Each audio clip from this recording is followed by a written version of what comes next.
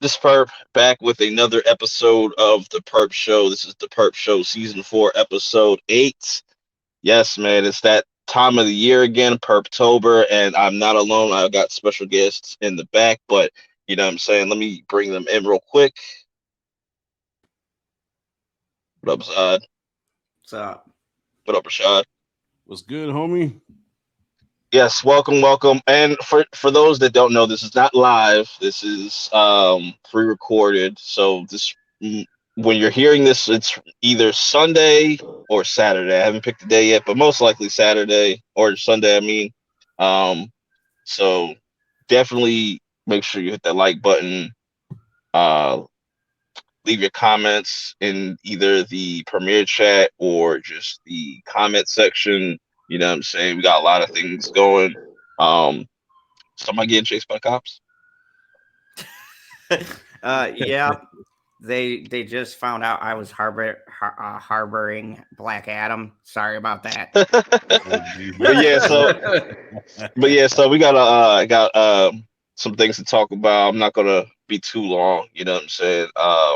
But you know what I'm saying. I'm glad that I got some familiar faces. Y'all might have seen them, but I'll have all their links to their channels in the description after this gets uploaded and whatnot.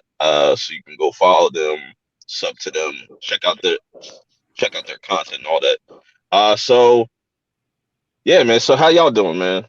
To kick things off, how's been your October? How's things going? What's let me bring up this joint real quick. What's everybody been watching this month? Zod.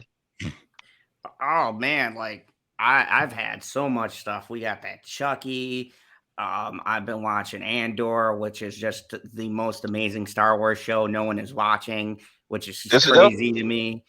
Um, and horror movies, man. Like, dude, horror has been on the rise. I think it's appropriate you put Horror Never Dies because this year, half of my top 10 list, which I'll be doing at the end of the year, I'm actually gathering the movies because it's going to be a lengthier process. But, dude, half of my top 10 list might be horror because it's just been killing it this year. Like, and good for them because horror gets a bad rap. It's good to see a lot of horror movies out there really murdering the box office. So, Literally, and we're gonna get into that as well because that's a topic that I have. But Rashad, what you been watching? Like any TV shows or movies? Like what you been like something old, new, whatever.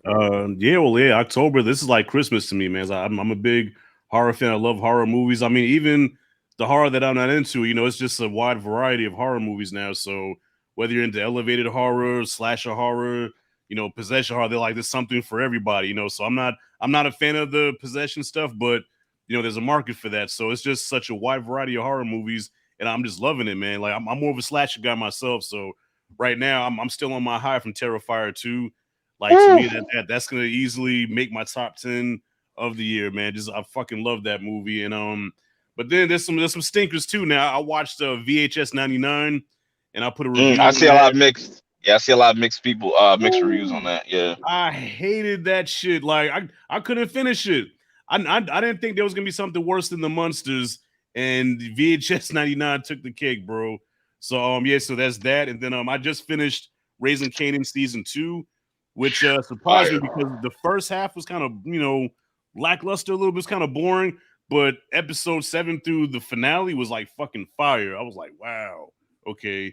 And I've yet to get on. I plan on watching Andor, but I think I'm gonna wait till like it's done so I can just binge it because I don't like waiting week to week. I like to just watch the whole Facts. thing.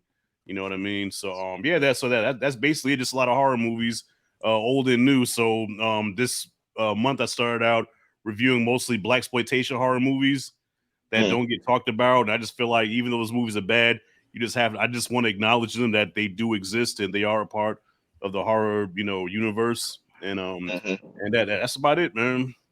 Yeah, and it's a big part of just culture in general, especially American culture. Like Right. it's a staple. So yeah. Yes, So with sir. that being said, I like to always um I kind of started this new tradition. But before I get into that, like, want to kind of get into the horror never dies thing because that's like a little thing that I'm kind of working on.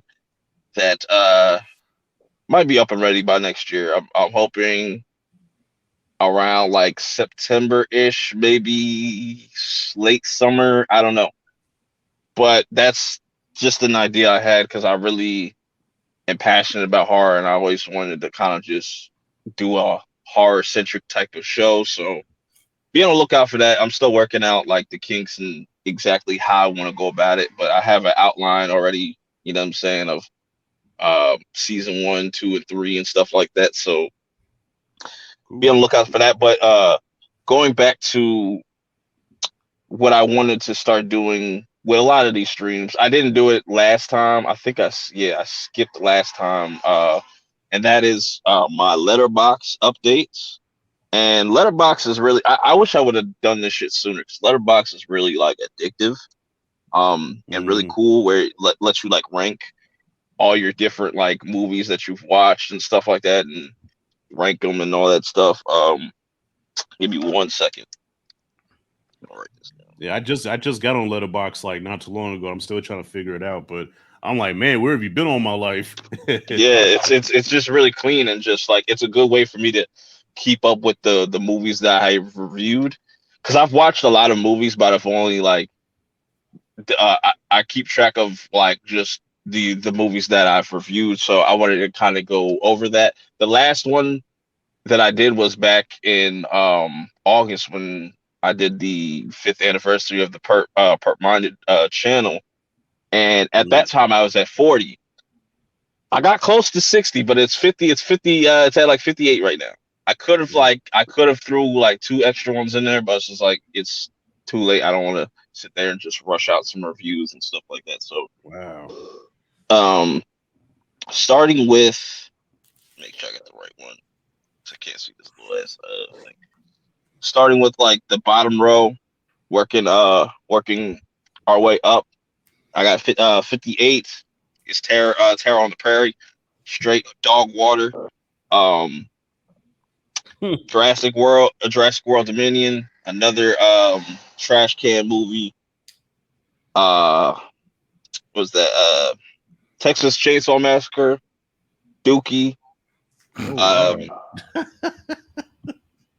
wow. Morbius. That shit was it's. I feel like Greatest movie of it's all it's it's time. it's so bad that you probably never. I'm never gonna watch this again though. Night's End. There's a movie on this list that I have that's a better version, a better executed version of this, where it's like a live streamer that he's looking for clicks, he's looking for views, like most YouTubers. You know what I'm saying, clout chasing and shit. And what he decides to do is call upon the spirits. Like that's a good idea, but it was Hmm. just poorly executed. But we'll get into the movie that I'll talk about later. Then we got Crimes of the Future. That's David Cronenberg. Something about David Cronenberg, I just can't get jiggy with his shit. Like he makes some weird ass movies. Um, yeah, I don't get it. Then next we got the Mr. Harrington's Phone. That was on Netflix. I wasn't originally going to check this out just because it said PG-13. I normally just stay away from PG-13 horror movies at the like far away because I that's not my taste. Um, But what made me want to check it out is just like, oh, it's based off a Stephen King book and stuff like that, or a novel. So I was like, why not? But it ended up just being mid. Catwoman, that was interesting because it was like DC animation kind of playing around with like an anime type style. Like I said again, this is like a one and done type of film. I probably wouldn't go back and rewatch this. Choose or Die. This is another one of those movies that's so bad that it's like entertaining. Um, Men, this was that shit was weird. It looked good. I would say like A24 really did their thing as far as visually looking stunning, but just the overall story, I just thought I was just completely lost. Uh, then we get the Northman, just an overrated movie that people overrate. You know what I'm saying? Facts. I'll be like, we've seen these type of revenge stories before. Like I've seen this done executed better. It looks nice. Not gonna take it away. It's really well shot. I just feel like it's overrated. And it's another movie that I probably wouldn't watch again. Then The Seed, that's another movie that was on Shudder. This was a kind of fun, campy type of movie.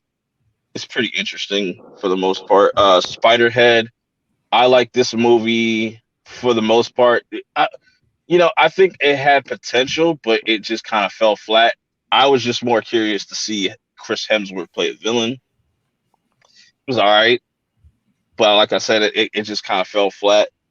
Slapface, that's another like I would say it's semi entertaining. It's just another one watch type of movie. Then Blonde, that's definitely another one time type of movie. You know what I'm saying? It's very controversial depending on who's watching it. And if you want to sit through damn near a 3 hour movie, you know what I'm saying? It's not going to be for everybody. Buzz Lightyear, that movie was cool, but it just kind of falls into that stereotypical, you know what I'm saying, Pixar kind of animation. Allegoria, that's another. I think this was Allegoria. That was on Shudder. This was actually directed by Rob Zombie's brother. Um, but I'm not gonna sit there and say like you're gonna understand what he's trying to say in each one of these stories because it's like an anthology and it's like telling you allegories for certain things, certain characters. It's very bizarre, but I thought it was pretty interesting for the most part. Then we have this Italian movie by what's his name? Dario Argento. Great He's director. got yeah. He did Suspiria. That's the one that's most familiar with. But after watching this, I was like, I want to kind of dive a little bit deeper into like Italian horror because I never really like got into it like that. But they got a bunch of Italian horror on Shudder, so it was pretty interesting. And we go into like the middle row where these are kind of like the enjoyable movies that some of them may have rewatchability. You could probably put them in the background or whatnot. And starting with number 40, uh, Don't Worry, Darling, which this movie was very weird, as far as how people reacted to it. Some people just call it complete trash. I personally just like it because you get to see Florence Pugh's areolas. They're very nice. You know what I'm saying? So that's the reason why I had to put it this high. You know what I'm saying? So Nice. and Thor: Love and Thunder, yeah. Grim Cuddy. Grim Cuddy was an interesting movie they put on Hulu where it's like it plays around with the like you remember the Momo thing, like those internet challenges and stuff like that, Mm-hmm. and like Slender Man. It's kind of like a mixture of that. If Slender Man looked like Momo, it was just a really weird movie. But I thought it's kind of goofy, but it's a fun watch. Mortal Kombat Snowblind, the Mortal Kombat Legends, excuse me, Snowblind. This was the movie that kind of introduced you to Kenshi's character. I thought it was cool. It was very graphic, very gory. I think the action really kind of carries the film more than the story. Uh, Adam Project. Adam Project, I've always wanted to go back and rewatch this because I don't think it was a terrible movie. I just think it just suffers from being like a Ryan Reynolds movie. That's the only thing. Fresh, that's like a new take on cannibalism. Might have to rewatch it. Then I got Rashad's favorite movie, VHS 99. Now Shit. now it's interesting with this movie because it's like I mentioned it in my review. Like I said, everybody, you could check out all my reviews for these movies and whatnot, to get my in depth like kind of feel for them. But 99 was interesting compared to 94 because I feel like they interjected a lot of humor in a lot of these different stories. I guess because they got all different new directors this time around. But I am definitely going to be down to watch was it 85 when that comes out next year. So, it was like there were some things that I could appreciate, but the other things like it just didn't work for me. But out of I the five, actually have a review coming out on that, and I was saying I could understand Rashad's point. It did lack, like, especially if you go VHS to VHS 2. not particularly my favorite, and I love 94. I think that this one, what threw me was the lack of a connected story, because every one of them Mm, has that wraparound that ties everything up, so that you're like, okay, boom, boom, boom. And this just didn't have that. That was my biggest issue. I thought a mm. lot of it was fun, especially if you're a fan of Nickelodeon and Temple of Doom. That was a fucked up Yeah, look at the Legend, story. Legend Yeah, of the like, Hit, Oh, Legend of that's the what Hidden that was Temple. based off. That's what I was. You know Legend. what? I'm showing my age right now because I thought it was based off a show called Double Dare. I mean, either of them. Really, I thought Yeah. it was just a Yeah, message on the whole thing, because when you really think about it, there was a lot of exploitation with kids in that Mm. time with those shows. So I thought that was like a little interesting thing. but But that the ending just went so left. I was like, y'all had me with like them wanting to like kidnap the host and stuff like that. I was all on board. It was just like, yeah, they want to get revenge.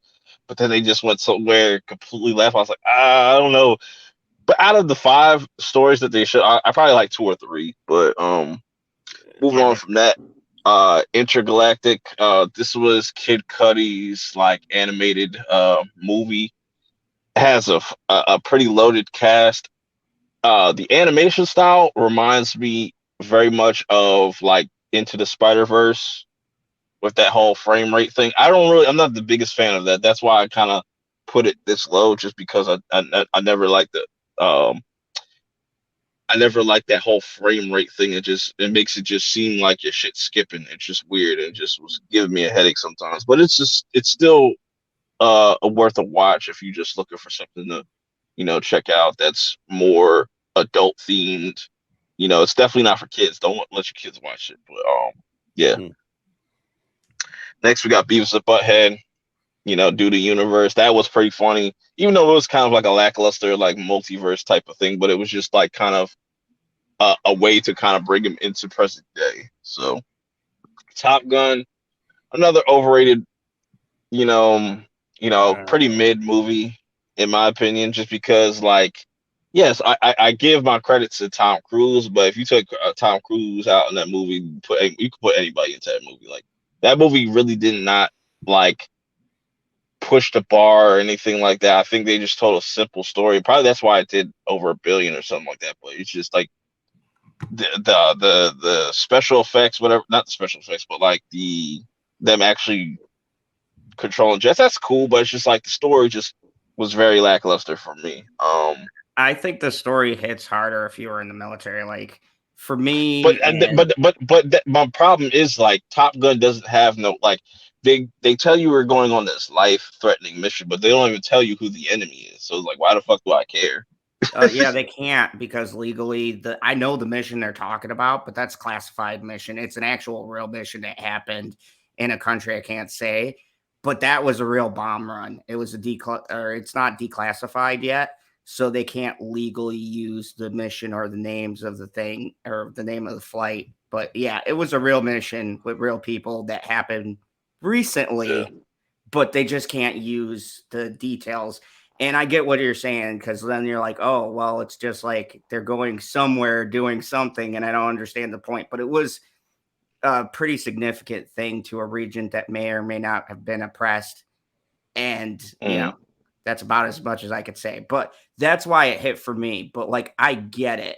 And I also get what you're saying with people overrating it. Because, dude, I worked the theater those days. And by the end of this run, I got tired of looking at Tom Cruise's stupid fucking face, because we were Well, so busy. well, I am one of those people then, because I fucking loved it. I watched it in Dolby and I had a fucking blast with it, man. Tom Cruise Mm. is a rock star. You know what I'm saying? Like me and Tom Cruise go all the way back to Risky Business, All the Right Moves. You know what I'm saying? The Outsiders. So to see that he's still around, still doing his thing, I'm like, yo, bravo, bro. Like you know what I'm saying? He's the last of a dying breed. He's like the last fucking movie star. You know what I mean? And so you have to disagree. If you take Tom Cruise out, put anybody in there, it's not going to be the same, man. Tom Cruise is whatever it is, he has it. But here's the question though. All those Mm. Top Gun fans, are they going to be supporting Devotion starring um Jonathan Majors? Because it's pretty much like almost the same thing. Like well, that's based off a true story. Which one? What's it called? Devotion. Well, I I didn't hear mean, about that one.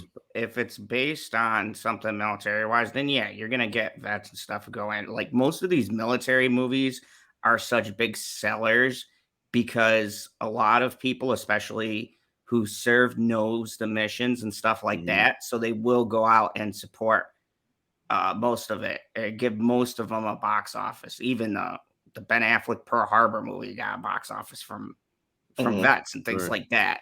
So yeah, you're always going to have, it's like anything else, Perp. You're always going to have a market for it. It's just, will the normies go and see it? Well, you Yeah. know what, That's and that's another thing too, because Top Gun already has a fan base. Because when the first movie was extremely popular, like I was around when the first movie came out, man, it was extremely popular.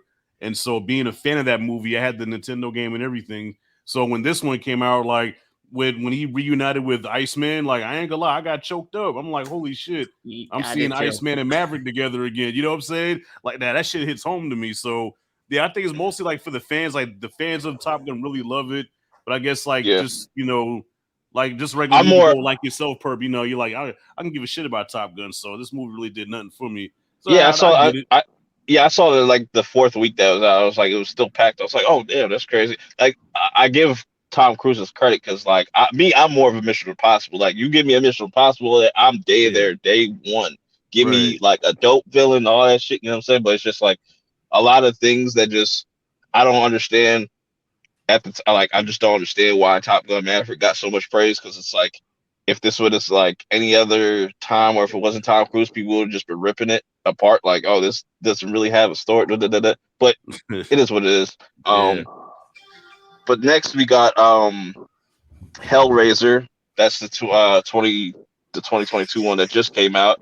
hated it. And this has been very mixed. This is another mixed one where it's just like I appreciate the designs of the Cenobites and how Pinhead looks. Like I think that the designs look really dope. I just didn't care for the characters. Like the characters were just very like, yeah, just kill them all. Like it's just I don't care about none of them. Um, but for the people that do like it, that's cool. You know what I'm saying? I think it leaves the door open to see what they're gonna do with the sequel if they do want to do a sequel. I would assume so. Man, They're But doing next, a television show. it should have been called Hellraiser Light. All right, Hellraiser was like drinking light beer. Okay, that first Hell, this is I sound like an old head, but that first Hellraiser, that shit yeah, was hardcore. yeah, Like that's what. you see the hooks going into the flesh, and the whole that Jesus wept scene where they just split him apart. The first time you seen Hmm. Pinhead, you heard him speak. We'll tear your soul apart. That was some hardcore shit, bro. Yeah, So and when I think niggas, I'm like, what is that? I think that's what was missing because I was going back to. It, I was like, yo, it's just missing that creepy factor. Like this Right. chick, she looks dope as Pinhead. It sounds dope, but it's just like you're just like a sideline character. She's Yeah. not really in it like that. But anyways, next we got Who Let Them In, and this is another movie that was on Shudder that came out in the beginning of like September, and this was a very interesting like home invasion type of movie. Not gonna Mm, spoil exactly what goes on, but if y'all got Shudder, if you go check it out, I would recommend it. Another movie that's on Shudder is called Watcher. I kind of drawn a blank on this movie a bit, but I know I enjoyed it. Sonic the Hedgehog 2, you know what I'm saying? I thought it was cool. It's just too mm. much of the humans, and they had that Tyler Perry shit at the end. It was just like, what the fuck they doing? Uh, Doctor Strange and the Multiverse of Madness. I was extremely hyped for this movie, and just it completely let me down, like in every sense of the fucking word.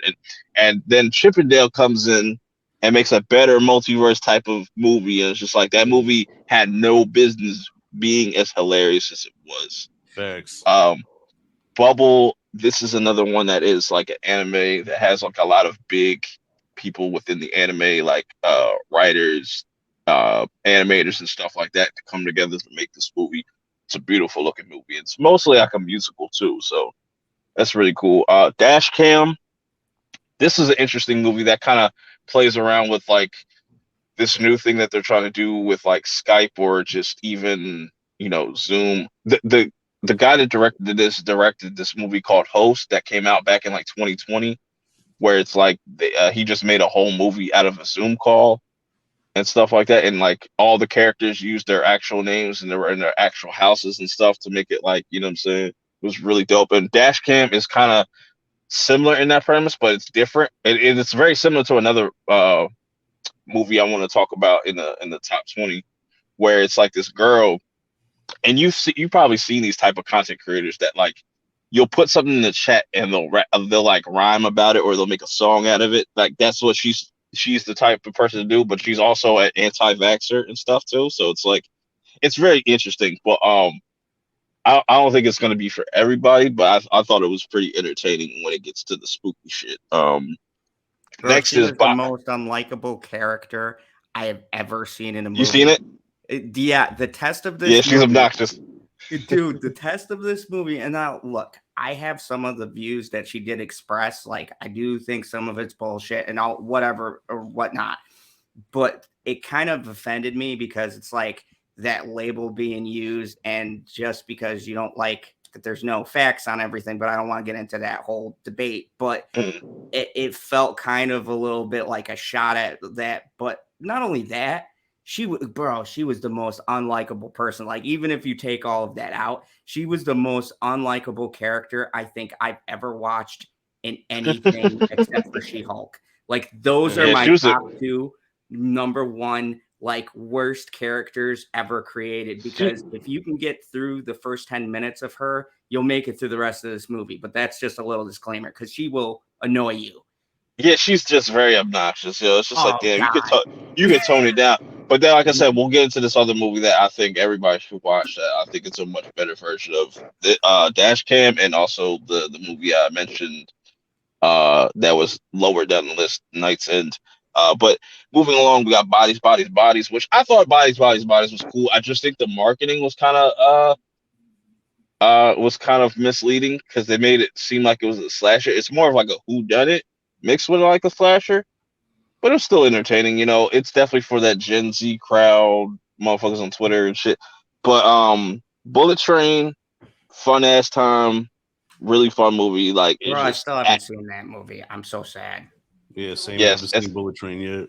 Just action packed from start to finish. And everyone tells me, "What are you doing?" It's a good movie, and I have not seen it. So if it's on like 21 for you, and that's almost the top 20, it must be damn good.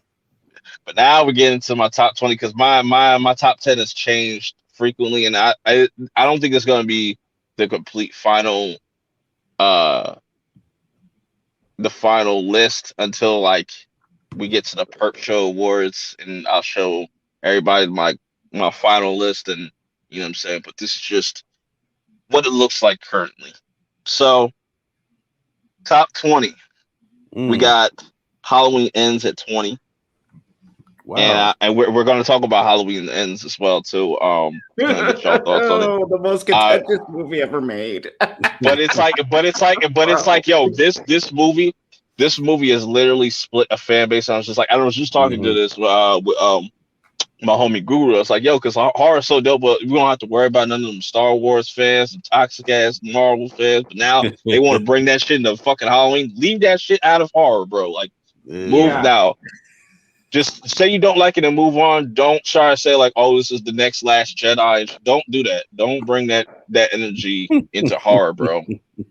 Horror has been going strong for over 100 years now, so it's like, well, look, I'm in the minority of people that I actually enjoyed the movie. I mean, but I understand how somebody could rip it apart, because if you're a hardcore like Michael Myers Halloween fan, I can understand your disappointment, because it felt like if you took Michael Myers out the movie, it'd have still been dope because of the whole thing that was going on with it should have been called Corey instead of Halloween Ends. So the whole Corey thing I was into. I was like actually invested. So then when Michael Myers came back, I almost didn't care. I was like, well, this movie could have did without Michael Myers. Save that. Okay, you know, we'll get to that. But yeah, Halloween Ends is number 20. You know what I'm saying? And then Sissy at 19.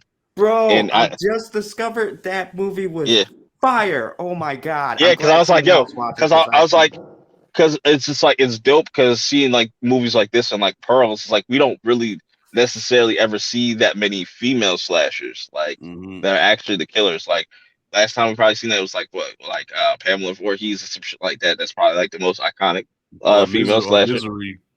Yeah, Misery. Yeah. But we never really had that, and Sissy was really fucking dope. That's why I said, man, people gotta get on Shudder, bro. It's just Shudder's lighting it up, bro. I buy Shudder. Yeah. I let a couple of my subscriptions. I let Netflix lapse. I was like, fuck it, and I got on that Shudder. I'm telling you, I've not been disappointed this month. Like, yeah, have you been watching the 101 scariest movies of all moments of all time? That list is what that list. I can't wait for the finale. Be on the lookout for that. It should be my review of that should be out by the time, you know what I'm saying. Nice. But next we got Black Phone. Nice. Black Phone was cool. I just think the trailer kind of showed too much. But Ethan Hawke playing a villain was fucking dope. Then we got Orphan. Think it just got drowned. Look at this list you got, and that's what I'm saying about my top 10 is gonna be a bitch because I'm only doing 10. Like with all of this stuff out, like Black Phone is great, but when you look at just the stuff on your top there, it's tough, man. Yeah, that's what I'm saying. Like I'm always changing the stuff. Like I'm always looking and like I feel like moving this up today, or I'll move this all the way down or some shit. Like, you know, say my top 10 is completely different now from where you first like last saw it. But moving on to Orphan Kills, First Kill, really fun movie, surprising prequel. You know what I'm saying? It's a very silly prequel, but it works. It worked for me. Prey was really dope. That was a surprise. That should have been in theaters. I think that would have done really well in August because there was nothing that came out in August. Now this is the movie. The next movie I'm talking about is the movie that that is very similar to Dashcam and Night's End is Deadstream. Deadstream is fucking hilarious and it's brilliant. And the people that directed this movie, they actually had a story on VHS 99. They had the last one. Yeah, they had the last one. That was the best one. I think that shit was pretty dope. And that was the best one. So yeah, I watched Deadstream actually after VHS 99 because they had that one, and I go, oh, they did this one Deadstream. They got a full movie, so let me check it out, bro. You ain't even lying. Like, I don't know. That might be in my top 10. That movie was so hilarious, and I go, this is just such the typical YouTuber. He had the apology video and all that. Yes, very Logan Paul. You know, it's so funny you mentioned Deadstream because Q Reviews just literally just DM me said Deadstream is pretty fun on Shudder. Yeah, he just texted me as soon as you said Deadstream. That's funny. Yeah, that's crazy. So the next one we got has Hatching. This was like another like small horror film that didn't get like a lot of theaters or nothing like that, but I think you could find it on Hulu now. But definitely watch this. I'm not gonna spoil nothing. The ending is crazy. I like dark endings, and you know what I'm saying. Now Black Atom, Teth Atom. Yes, we're gonna talk about that as well. Trying to get through this. The Sadness. This is another fucked up Shudder movie, bro. You want something on Terrifier's level, bro? Like, yo. I would say the Sadness is literally like a step below it, but it's very vile and very. Imagine like you have a zombie apocalypse and they're like the 28 days later zombies, right? But they can talk to you, and what they say to you is the most foul shit. They be like, "Oh, you bitch ass motherfucker, blah, blah, blah. I fucked your mother." They just be going off, bro, and then they kill you. It's crazy. But what's crazy is like they have like a tear. That's how you know that like they're affected and shit. That's why it's called sad. But moving on to Jujutsu Kaisen 0. Phenomenal movie. If you have not watched Jujutsu Kaisen, this is the prequel to the first season. So yeah, you could start really with either or. But yeah, this was a dope anime. Marcel, the shell with the shoes on. A24 coming with that just emotional type. If you want to get a movie that would just literally make you cry, there you go. Smile. Now we in the top 10. Smile. Shout out to Smile for making like over $100 million. You know, worldwide. Wow. That's crazy. I've been telling people for years. I've been saying for years, and you saw my tweet, but that was only half joking. I've been saying in truth or dare, there was a good movie. Yeah. There was a good concept. And finally, Smile did it. And I go, if you had maybe better directors, and I said that with Truth or Dare, because I rewatched that movie. I just find it hilarious. Like, just so bad I could watch it. And then Smile came out, and I said, finally. Yeah, I really had fun. I had fun with Smile. But speaking of another emotion, Scream. Scream 5. Some people really hate this movie. I love this fucking movie, bro. Scream 5 was lit. I don't care what nobody said. Like, I still like Scream 4 more, but like Scream 5 was okay. And if they go the direction I think they're going to go in, if they're really going to push it to the limit and really go there with 6, because 6 is going to be in New York, so that's going to be completely different, like completely different landscape and stuff. And if they do what I think they're going to do with Old Girl and stuff, and just like do some type of shit like where they completely change the rules and stuff like that, I'd be all for it. I wasn't a fan of Scream 5, man. I mean, I didn't hate it, but the whole thing with Billy Loomis being a Force ghost and his daughter, you know what I'm saying? I like that, adding the supernatural aspect to it, though. That's pretty dope. But that's what I'm saying. I'm hoping that they lean more into that, like let her like embrace that shit and just become a killer. That'd be fucking good. That'd be different for Scream. But next we got Barbarian. That's actually coming out on HBO Max tomorrow. Bro, Barbarian, I went to see that with Bitchy. We were just like, there was one scene in there, bro. I said, we both went, oh God, no. You're not talking about the hairy nipple, are you? Oh God, bro. Man, I you know what, bro? That movie I ain't gonna lie, that movie had my pressure up, bro. I hated that shit. I went to my car after I finished the movie, bro. I went on like a whole 6-minute rant, had to take a pressure pill. That movie pissed me off to no end, man. I had so much fun with it though. Like it's very unique. Like I give it props for that. Like, and just the setting and just the suspense. Like they did a good job of building suspense throughout that. Speaking of which, I thought they switched film reels for a second, because when the first half ended, then we see your boy Justin Long, and I'm like, wait a minute, did they start a whole new movie, or is this an anthology movie or something? Like, the fuck is going on here? Yeah, they're showing you like how all these people are connected to this house. And I want to see if they could build out some lore to that. Like we could probably get a Barbarian 2 or something like that. But the next movie we got is Nope, which is Jordan Peele's newest movie, which I fucking love this movie. I love just it. How creative it is, and just what it does for like sci-fi, and just the twist of with the alien and stuff. Like just all the different little nuggets and stuff in that movie. Brilliant. X, Fire. I love that movie. I watched that movie like 10 times already this year. Only one scene I skip over. One scene, that's it. So what the old people fucking? The old people was fucking. I laughed out loud. I said, "What the fuck?" I said, "What the fuck?" All people need love too. Old people need love too. Oh gosh, that's how I. But then, speaking of, man, what talk about? This is probably the best slasher of the year. Is Terrifier 2, without a doubt, bro. Yeah. And the fact that it's made, there's this article right here that it's made over $5 million now on a $250K budget. That's crazy, bro. That's crazy. Man, I lost my shit because the director Damien Leone actually commented on my video, and he was like, "Yeah, thanks for the love. Thanks for watching it." And I said, "What?" I said, "Man, thank you for taking the time to watch my little channel. Out of all the people that's reviewing this movie, you took the time out to comment on my shit." I said, "Nah, thank you." No, we talk about douchebags all the time in Hollywood and things like that. It's nice to. I wish them all the best. It was a great film, and it was purely for horror fans, and I give them kudos for that. But not only for horror fans, but actually well made for the $250K. It's like people invested money in this. Yeah. Like no promotion, just word of mouth. Word of mouth. Just word of mouth. And I think that it's cool that in this industry that's still not dead, So could you imagine?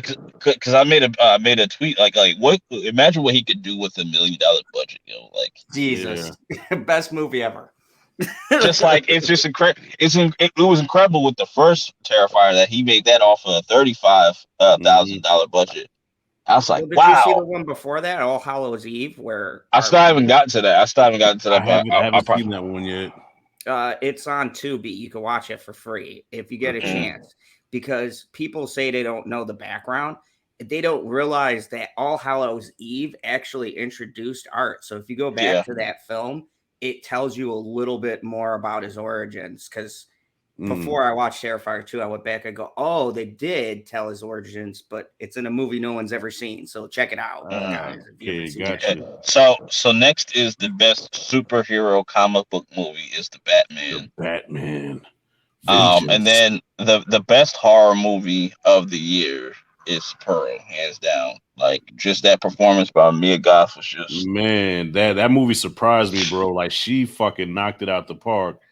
I ain't gonna lie, in a sick and twisted way, she kind of turned me on a little bit, man. Like she was crazy. Bro, the little that little like soft spoken, I want it like that shit, like that shit crazy. Like I'm like, bro, no, she can't be talking around me with that accent, bro. Like I just crazy.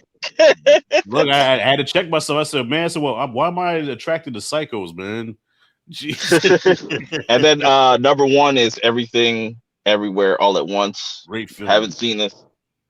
Amazing.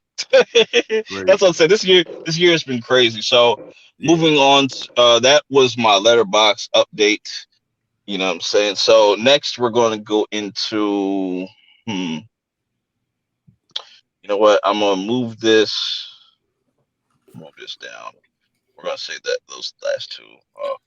Let's talk about the year of new horror, because it's like you see Halloween Ends took an 80% dip in the box office, and then Terrifier 2 takes like an 80 something plus percent up. It's crazy, bro.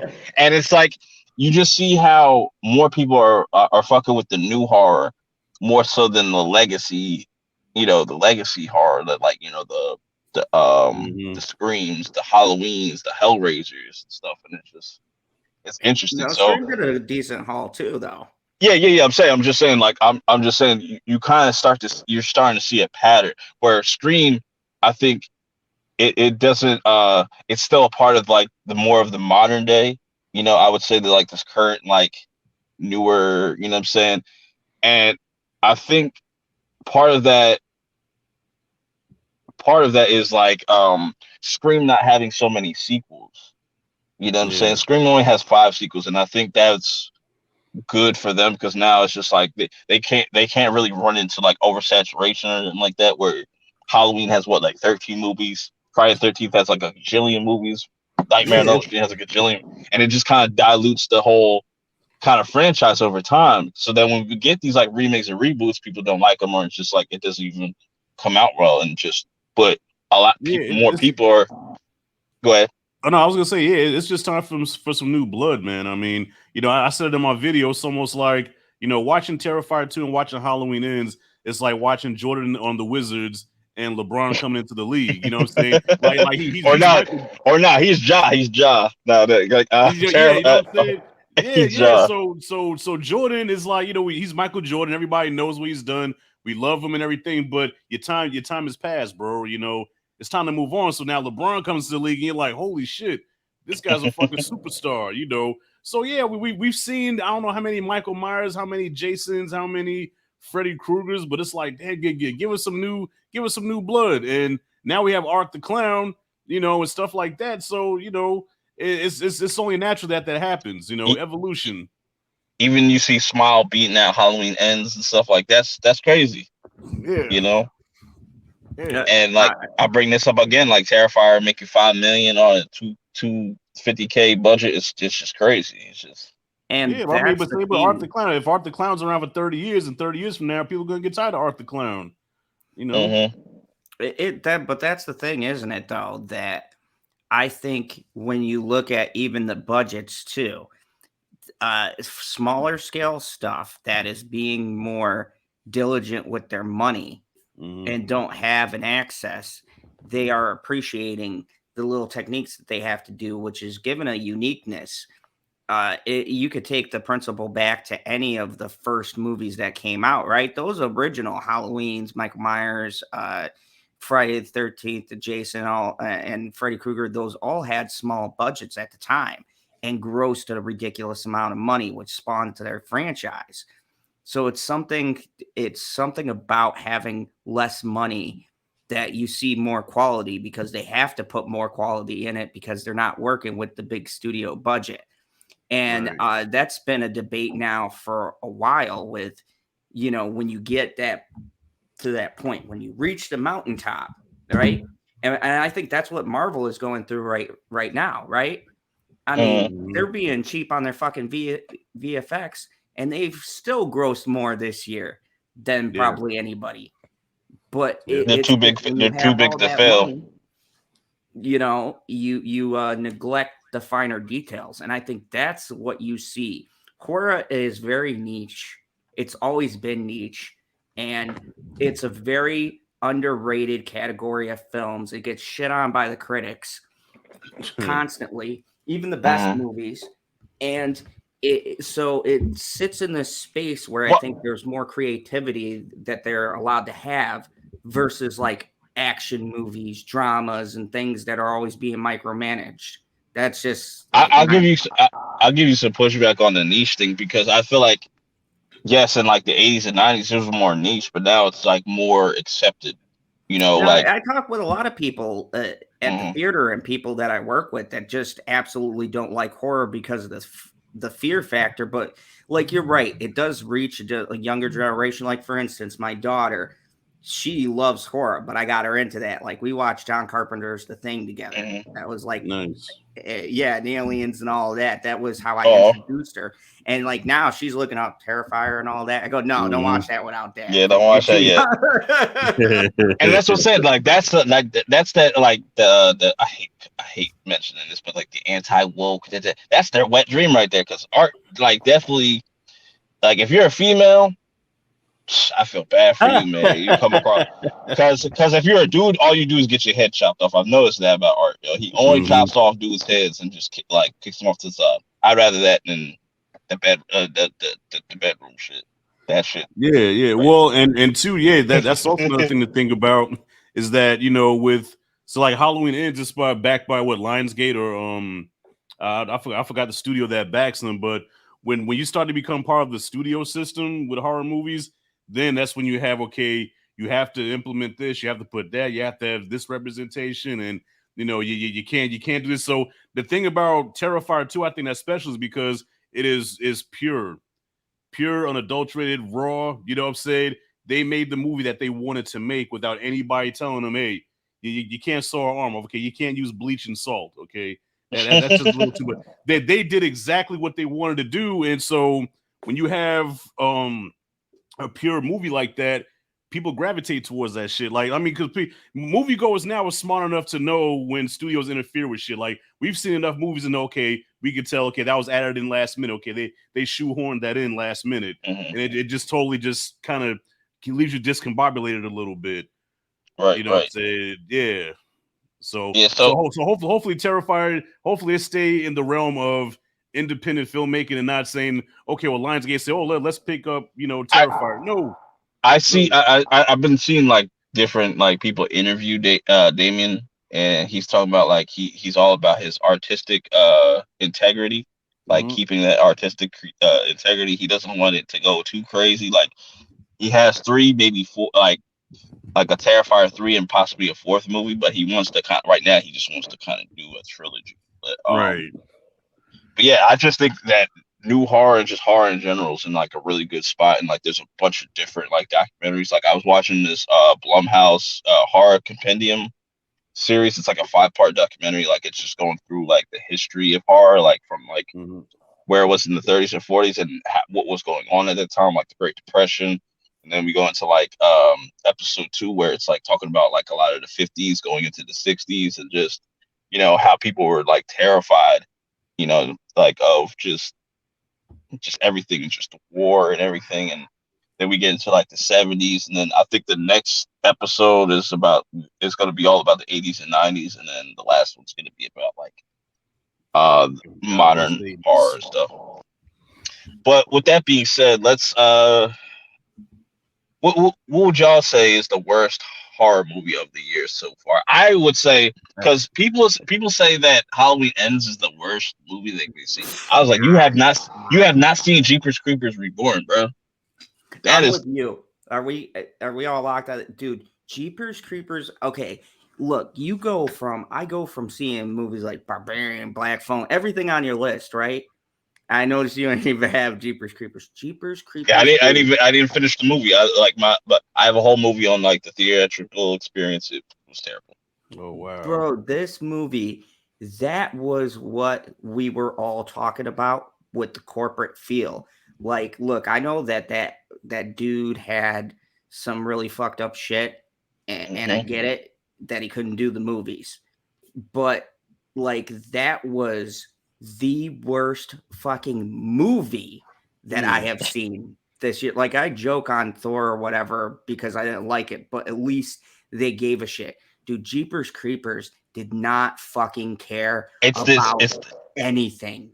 It's the first movie I've ever walked out of. Dude, green Wow. screen to fucking walk? The characters Yeah. are walking and you could see the fucking green screen? Like, It's where'd the Wow. fucking budget go? Yo, Rashad, there's a scene, right? I seen this clip where the chick stabs the creeper in the eyes, like, and she says, "How you like those peepers?"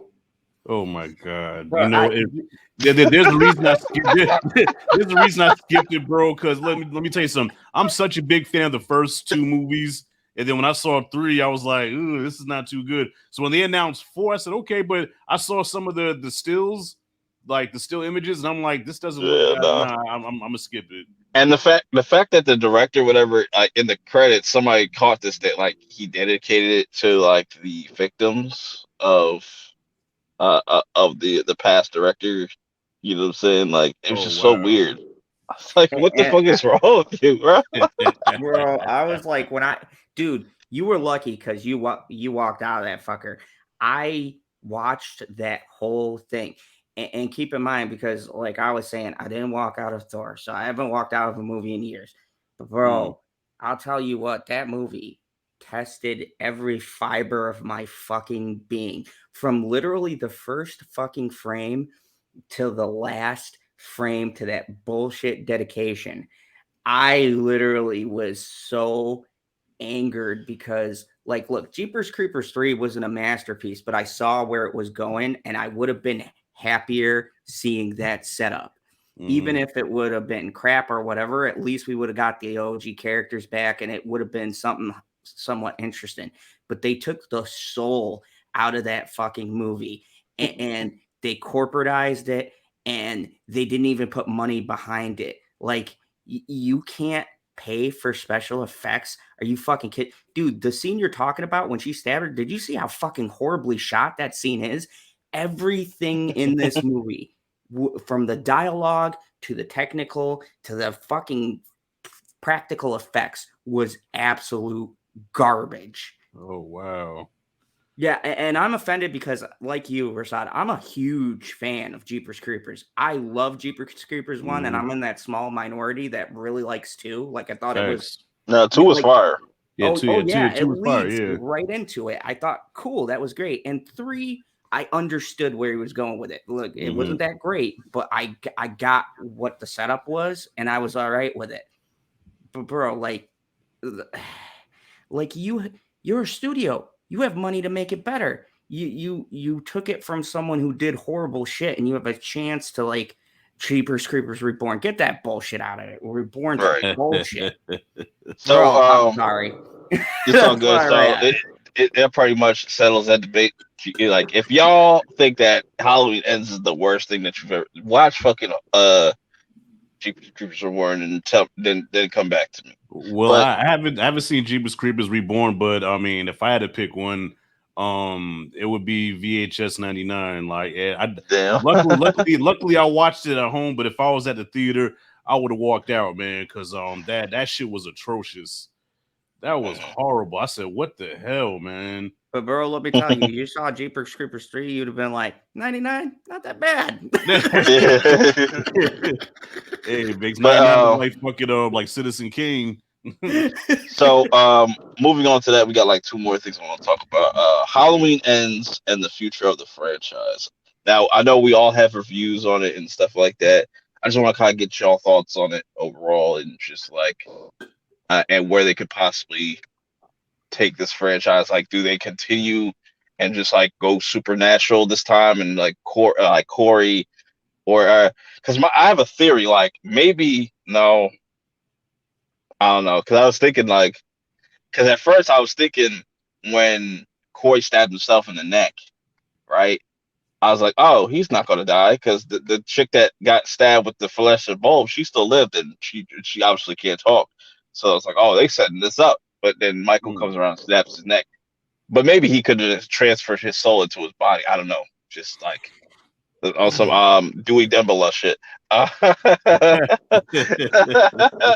But me, I thought that this was a really interesting film, and just looking back at like the trilogy as a whole, it's very unique. I would say like this is the best looking Michael Myers that we gotten.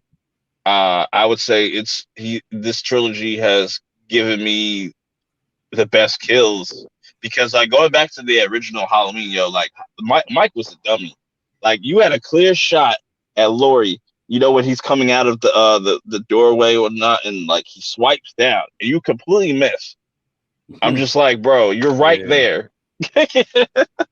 Yeah, well, he's an old man now, so yeah. I mean, we have to remember Michael Myers. I mean, if they're going by the chronological order, he's pretty much in his 70s, Yeah. and in this movie you see like he's weakened, so I don't know if, I guess every time the Corey character killed, he got stronger. I don't know, but yeah, he was weaker. He really couldn't do much. Like he's geriatric, And I think it's okay to not like explain it, because I think explain it would have probably, like, if you would got an explanation for it, it probably wouldn't have. I like that they kind of loomed on it, like if we don't know exactly if he's obviously supernatural, but like it's a mixture of like trying to do something grounded, but also making him supernatural in some way, and him Corey looking into his eyes and kind of getting infected by that evil and stuff like that. And I had no issues with that. It's like it's a Halloween movie, bro. It's just like you know, um, yeah. I just think it just gets way too much hate though. Zod, how'd you feel about this movie So as a me and whole? PB went on a debate with Justin and Killjoy Jake, who's a phenomenal Shout out to guy. Killjoy. Yeah, he never has anything bad to say about a horror movie. He's one of the nicest reviewers I ever met, and he said it But was he didn't trash. like it. Yeah, he didn't like it. Yeah, I saw him on wow. Twitter. He said like it was trash. He said it was trash with a capital T. I was like, damn. Yeah, so I mean, I I'm split.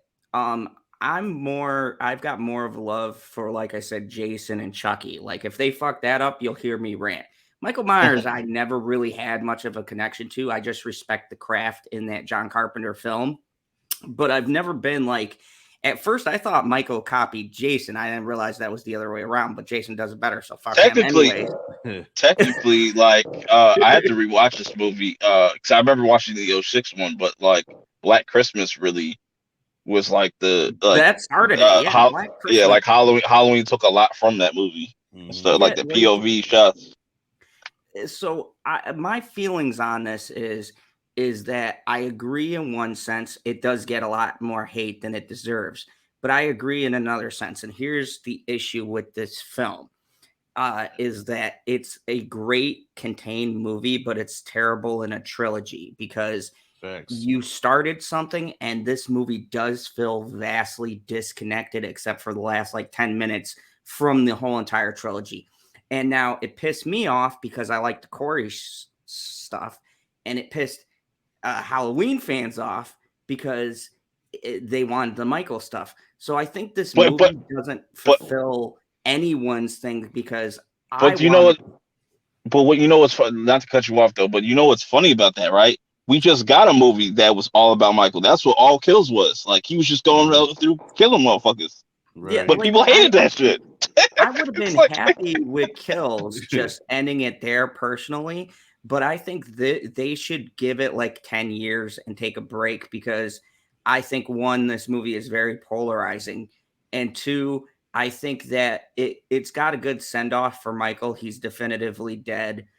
They clearly killed Corey, so this was meant to be a final. And I think It's not that. It's not going. It's going to be the last we see of Michael Myers. It's going to be a new Michael Myers or something like that. They're going to reboot. yeah, like but wait a while though. Wait a while. But I think they should let it rest a while, because that hype that was built up for 2018, that is what they need again. And Halloween fans are fickle. They just let the shit die down for a couple of years, give them some good horror stuff, and then attach another director, and bam. But when people say like, "Oh, Michael's not in the movie," but like, yo, all through those 3 movies, you feel his presence. That's all it's about. Like the fear of Michael. You know what I'm saying? The fear, like that was all like Kills was about. Like people was fearing him, like, and it makes you act irrationally. Like it's like fight or flight.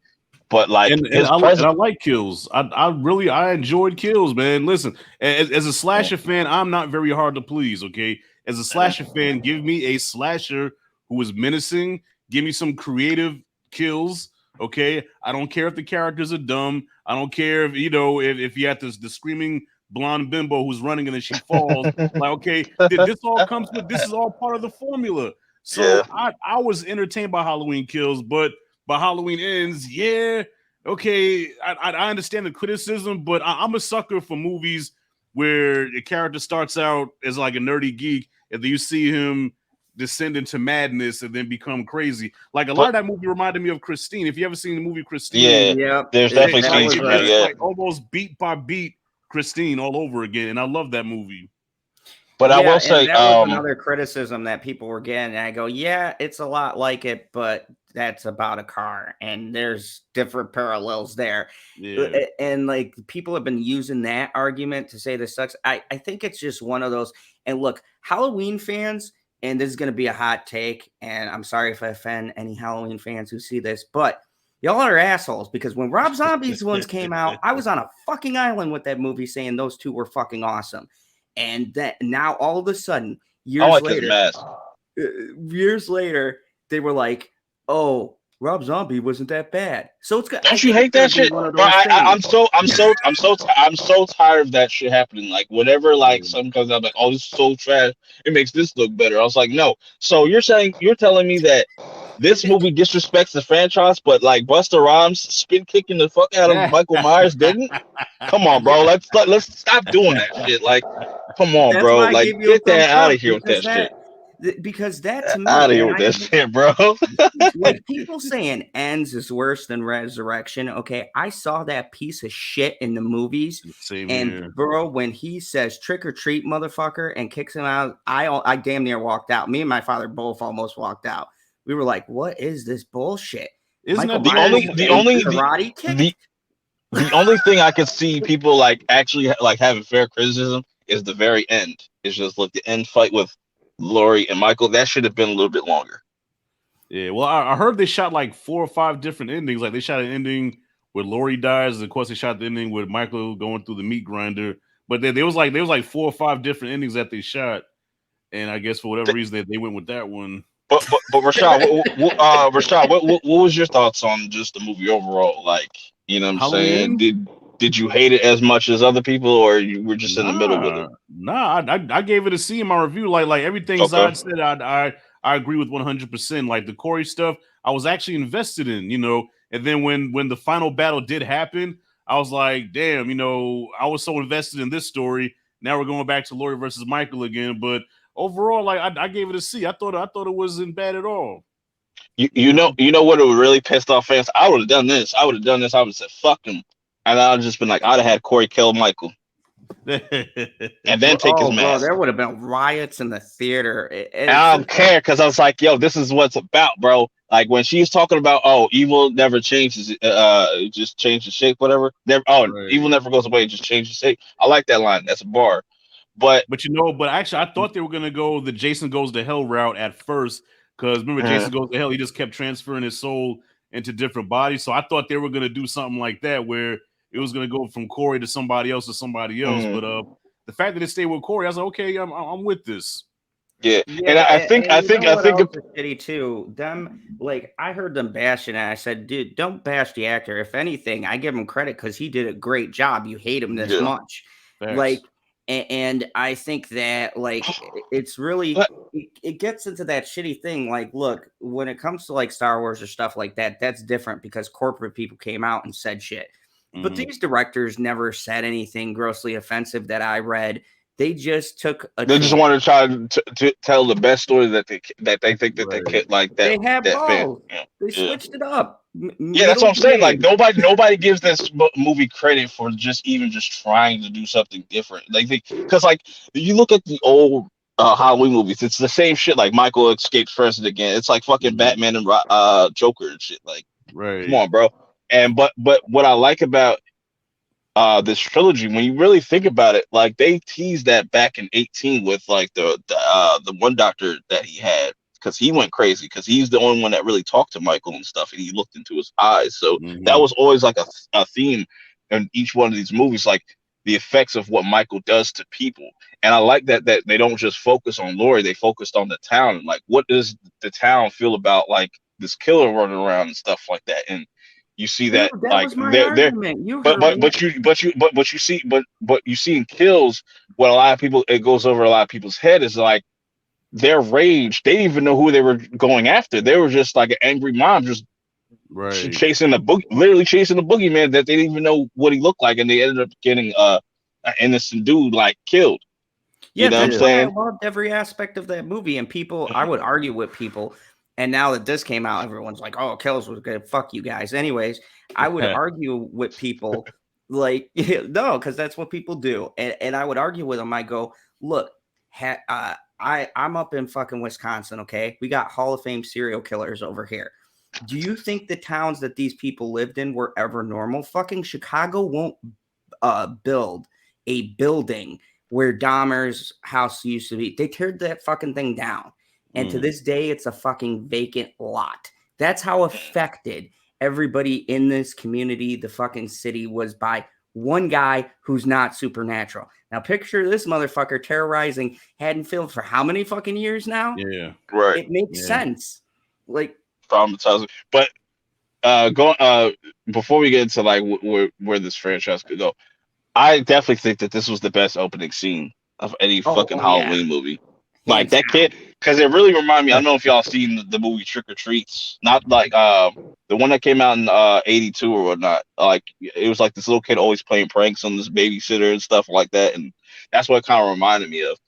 But Rashad, what do you think that they should go with this franchise? Should they go? Well, I personally think they should really go in that anthology route, like what John Carpenter wanted to do originally, just go in a complete anthology route. Yeah, that'll be interesting because yeah, Season of the Witch, now it's a cult classic, but at the time that movie was very hated on because it's like, wait a minute, what the fuck is this? This is not Michael Myers.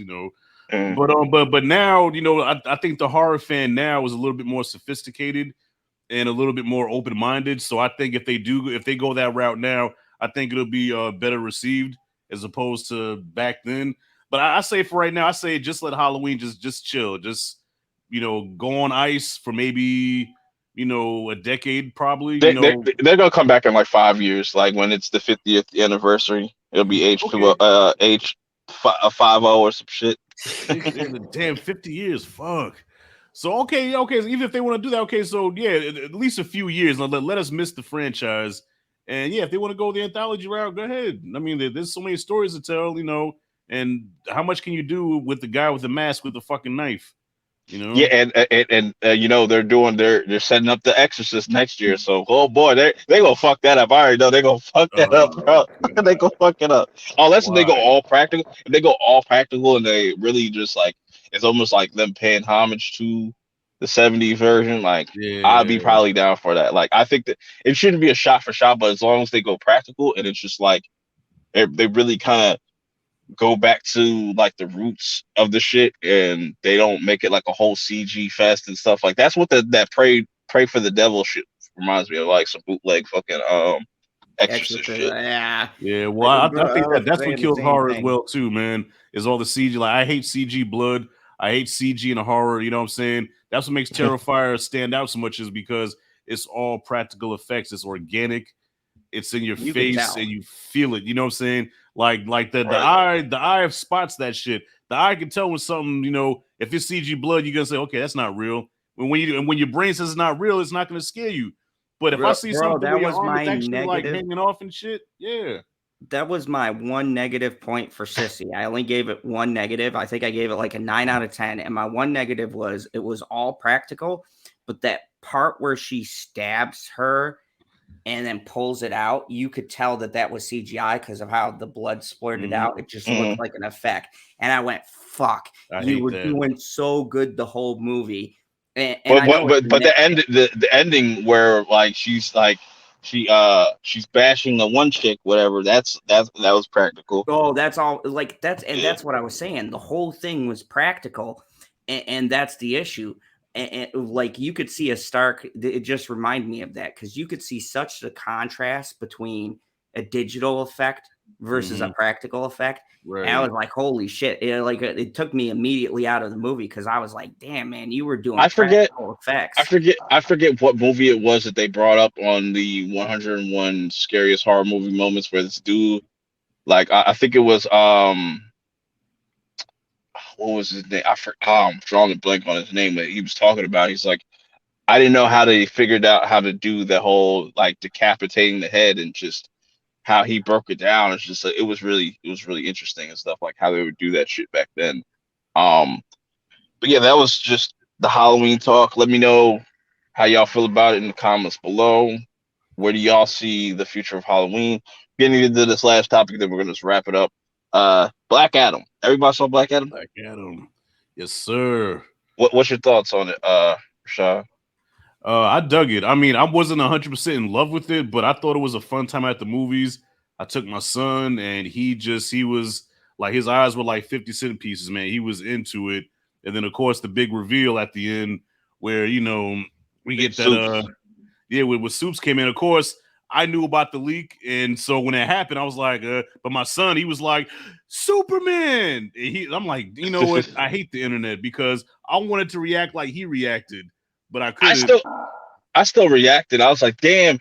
I was like, yo, that suit looks tough. He got the curl. I was like, oh man, because I just thought about it. I was like, yo, they literally like DC started the year with, like, well, we're not counting fucking Peacemaker, started the year as far as the box office goes with the Batman, and ending it off with Black Adam, and just like really with Superman. Yeah. I mean, no, I was happy to see him, you know. Yeah, I was happy, like, even like with the John Williams, you know, Q or whatever. So I was happy to see him. I was like, you know, even though I wasn't surprised, like, because I knew it was coming, but I said, holy shit, this is actually about to happen. We're about to get Black Adam versus Superman. And what I really liked about the movie, y'all, was that it took it back to basics. You know what I mean? It took it back to the classic formula of you get a hero doing superhero shit, then you get a villain, even though the villain here sucked, but still, you get a villain, you have a face-off, cool fight scenes, you know what I'm saying, a badass protagonist, and that's what it gave me. You know, Marvel right now is so fucking complicated, where, you know, saying it's like I'm always comparing shit to food, but it's like the most simplest delicious meal is a steak, right?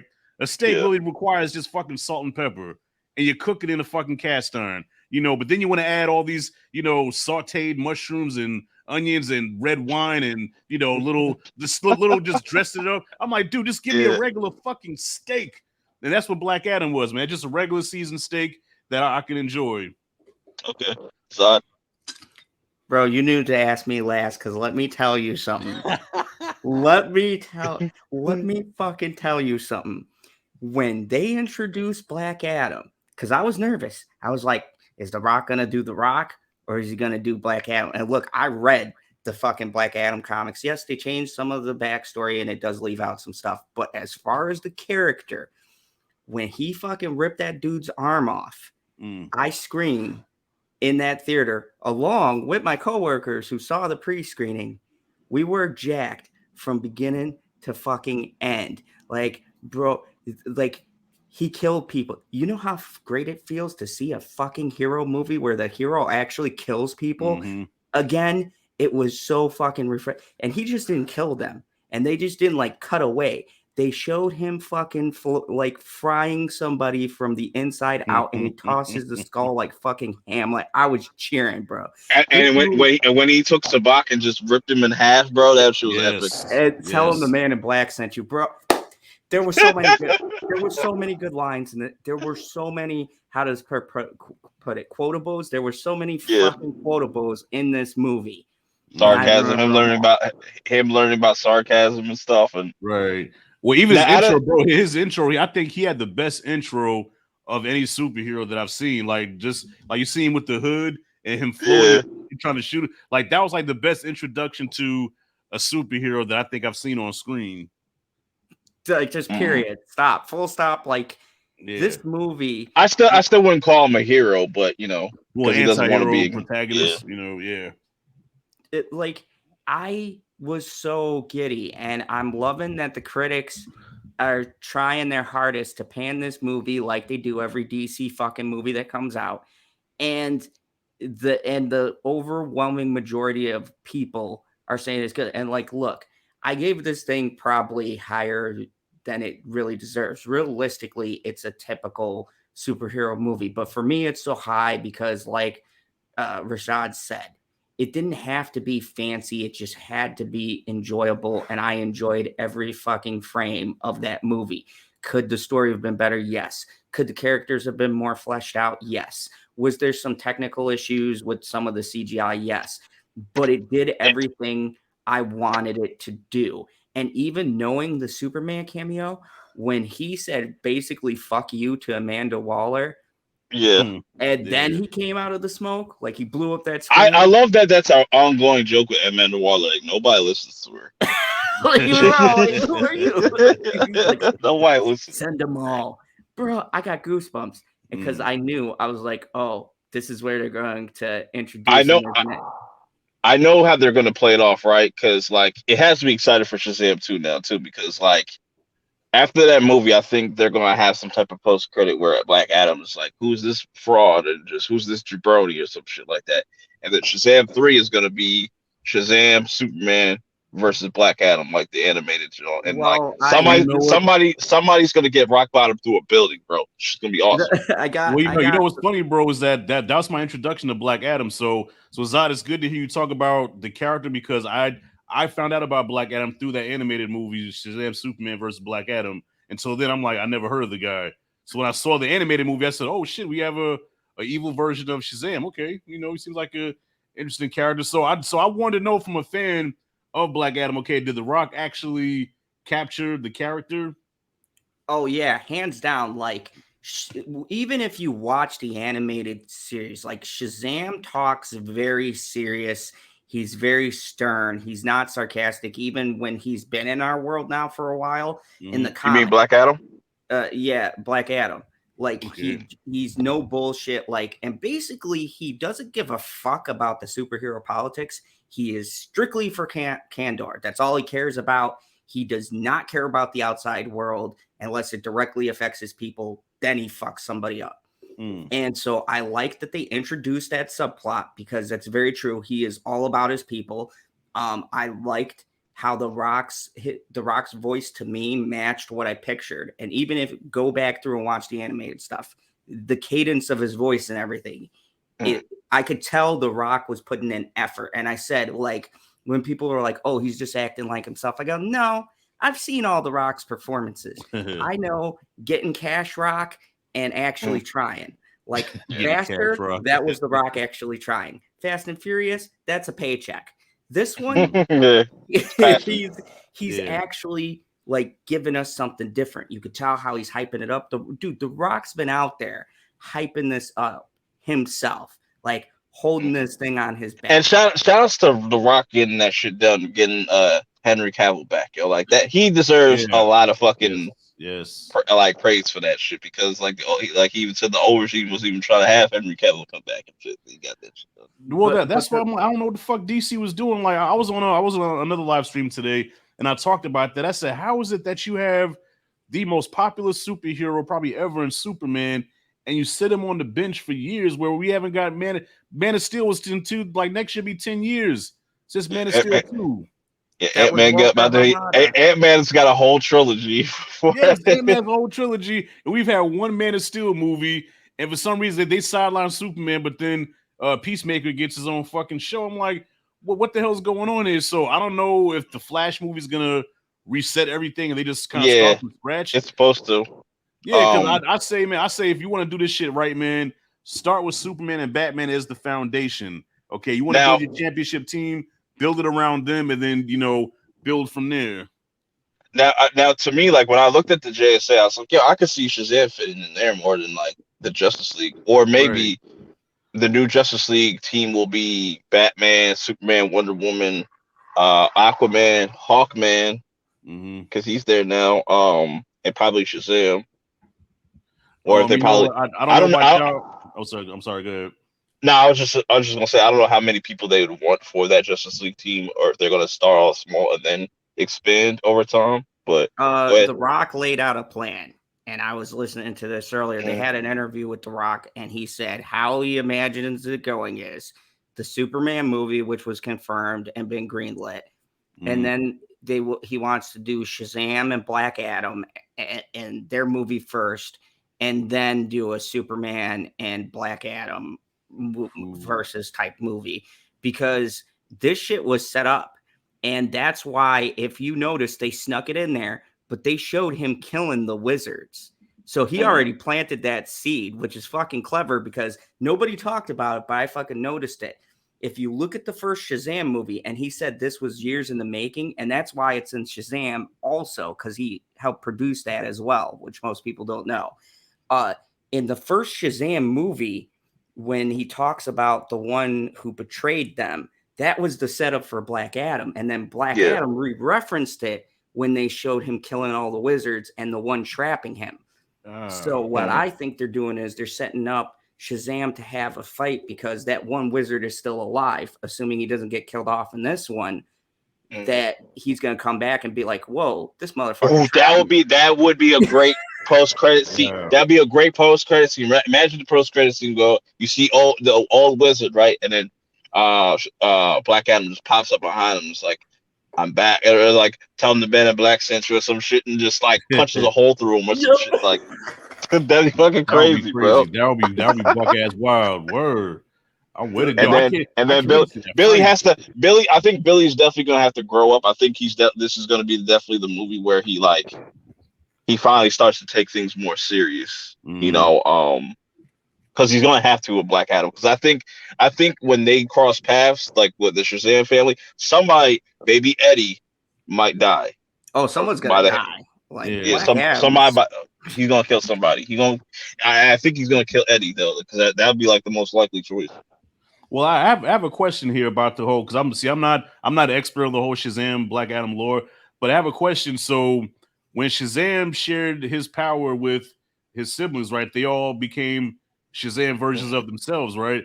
So in Black Adam, why is it that when the son gave his power to Black Adam, he saying he stayed a kid again, and of course he ended up getting killed? So how come both of them couldn't have that power at the same time?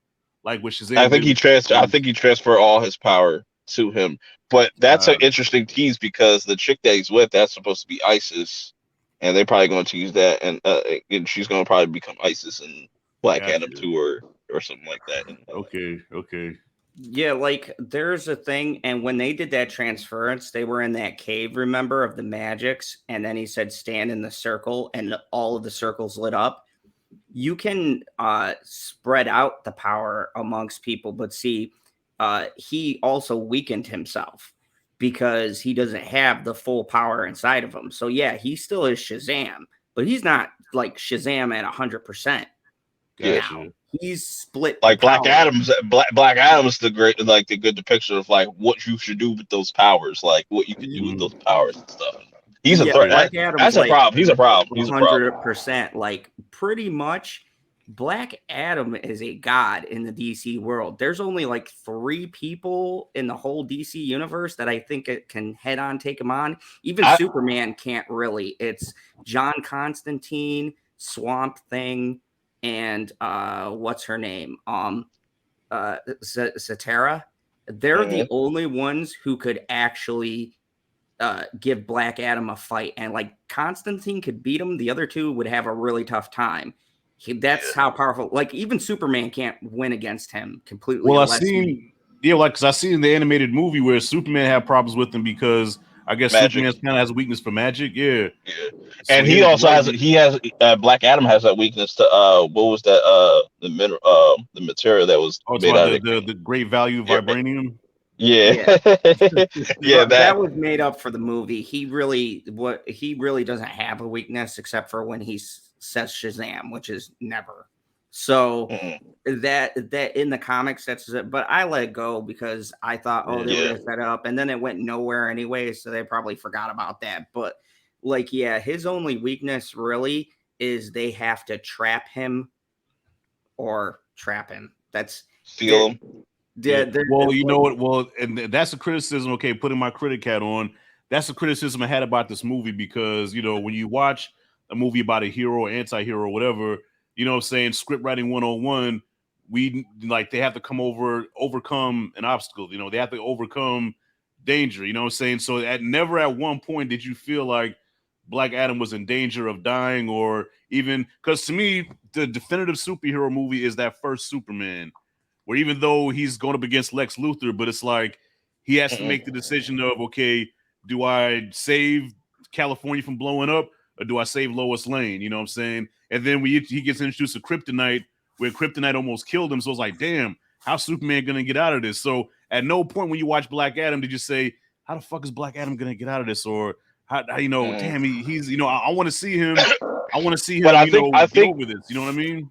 But I feel like the point of the movie was to show you how powerful he is, and like kind of setting up like the like the power scaling. So it's Superman obviously at the top, right? Then I guess you would put Black Adam like under him, or just like, or like right around like Wonder Woman. Be on the same scale comparatively. Yeah. Like if we're talking, it'd be really neck and neck because Superman to me has more weaknesses. Like Black Adam, just think about this.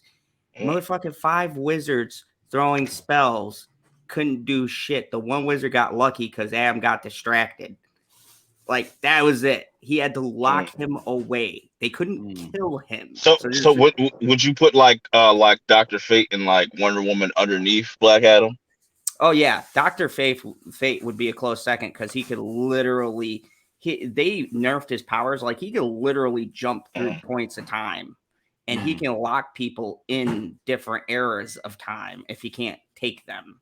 Until I'm sure they'll explore more of his powers and stuff when we get another like JSA or like something like that.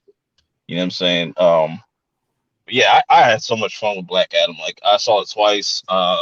Both times were in packed theaters and whatnot. So, though I saw that shit in Dolby. I saw it in Dolby, and man, I was like, I'm spoiled, man. I don't think I can ever watch a movie regular again. Like, especially like a movie of that magnitude. Man, I have to watch it in Dolby, bro. I was in that IMAX Dolby, like. Yeah, man. So this was a really good episode. Just gonna close things out. Let y'all plug whatever you got coming. Rashad. Okay, so tomorrow I'm gonna be dropping my review for Freddy's Dead: The Final Nightmare. So I'm almost done with my Nightmare on Elm Street series. So I'm gonna be collabing with Rejected Heroes Media for that. That's gonna be a fun one because I'm going to tear that movie to fucking shreds. Fuck that movie. You know what I'm saying? And so after that, I don't know. I just want to review as many horror movies as I can for the month. Like October is just, that's a special month for me. And so I started the month out with blaxploitation horror films and a couple of new horror joints. I just want to review as many horror movies as I can before the month goes out. But yeah, Freddy's Dead will be dropping tomorrow, and I got to think of what else I'm gonna drop this week. I'm just free balling it right now. True. I got something for you, but I'll let Zod go. Yeah, so I'll be doing a review on The Descent, which is how you do female empowerment for characters. So take notes, everybody. I am also going to be doing a review on The Menu, which to me is probably one of the best horror movies this year. I mean, as far as if you were going to talk about like awards contenders wise, it's so interesting, the mix of like black comedy and horror and shit that's in it. So yeah, I gotta drop that, and probably going to end it out with the Terrifier review. And I'm trying to get a panel together for that to just talk full on spoilers. Top tier horror for me. It's going to be pretty high on my list, and yeah, I was really. I even went back and watched the first one, and my God, what a difference! Like, Yeah, it's just crazy. that The jump, budget. yeah, for 1 to 2 is just astonishing. To see people get even more money and do more and give us more time, like 2 hours and some change, and I was like 2 hours for a slasher. God damn, I don't know, but it was well worth it. Yeah, Bro, you feel like I say Terrifier 1 and 2 is like Terminator 1 and 2. You yeah, know, T1, T, Yeah. and literally that's Yeah. what literally we call it now, like T2 and like T3, T4. You know what I'm saying? But Right. what I'm going to be watching, but like if y'all that are watching the replay are like, you know what I'm saying, this lot like watching the premiere, I'll have my reviews of Guillermo del Toro's Cabinet of Curiosities. This is like pretty much 8 stories, but Oh, what that's he's doing tomorrow. is yes, he's Oh, doing okay. 8 stories, and like there's 2 episodes a night all the way up to like the 28th. So I'm gonna try to review each individual story, and I love these types of projects. You know, I think Blumhouse did one called Welcome to Blumhouse. That shit was fucking stupid though. But yeah, that's what I'm gonna be doing, and I'll probably do another movie review because who was it? The Wendell and what's that? Jordan Peele shit that's coming out this weekend too. I forget, but I definitely want to go try to see Trick or Treat in theaters because I've been trying to get there, but it's just like my schedule's just been crazy, working fucking nonstop. It's annoying. But yeah, man, like I said, I appreciate y'all pulling up. You know what I'm saying? Next episode, be sure to check that out because I should have the Perp Show nominees ready to go by that time. So if you want to check out what's going to be nominated, definitely go check that out. I'm just waiting for a little bit more time to go through it just to see what else comes out, and I think I got a pretty decent list. It's gonna be a fucking amazing show. It's gonna be the best award show, you know, um, so far. But anyways, You know what's sad? I'm looking more forward to the Purple Awards than I ever did for the Oscars or Grammys or Yeah, yeah, right. man. Yeah, man. Right. I'm telling you, when you see these nominees, bro, it's gonna be Yeah. crazy because I'm sitting there scratching my head like, how can I do this? And like, and if Bleach, no, I don't even want to I don't even want to spoil nothing, but I will say, if Bleach ends up ending or just ending around a certain time, that might make the list. But like, I'll just give you all a hint. Like this animated, I got an anime/animated category. When you see that nomination list, you're just like, if you've seen all those shits, you just already know it's going to be a hard decision to make. I made it very difficult, but even for me, because it's like, damn, I love all these shits, but you need a committee now. You're getting yeah. big.